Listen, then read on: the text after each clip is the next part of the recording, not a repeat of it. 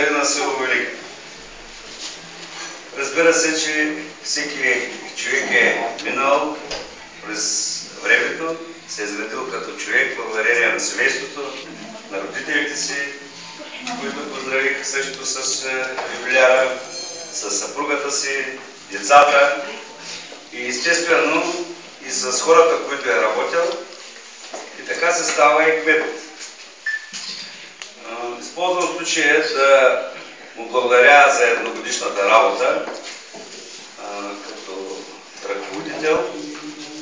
Жеко има действително сърце, той го има винаги, показва го и в кметската работа. Тук Данче само трябва не чувства това, че ще му помагате в този слово, защото беше малко така...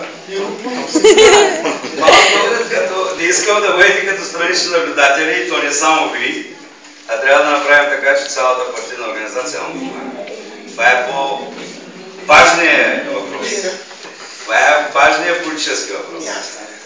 И за да направим оня тласък, който е необходим на войника, имаме основата, имаме хората, имаме човека, но хванем ли се в гъмрук, могат да се направят по-лесно, по-добри неща и да се чувстваме най-вече всички уютно в това хубаво развивано място в войника.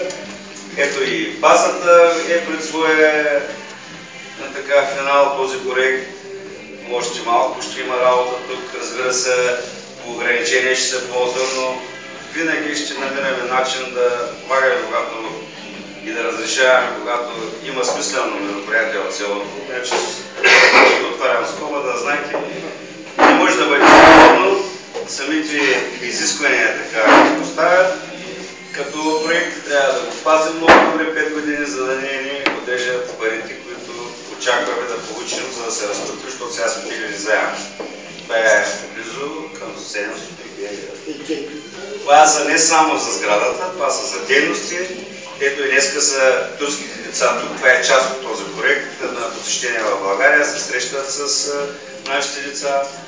По същия начин и в нашите деца ходеха в Турция. Други групи има размени начала. Кметовски много срещи. Всичко това е включено в този проект. Както ще е проекта си в страна.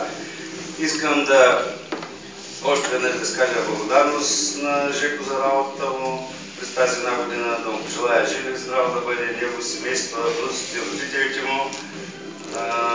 Лека да му е работа, да го помагате и да му благодаря, че ни покани да бъдем заедно тази вечер. И ние ви благодарим.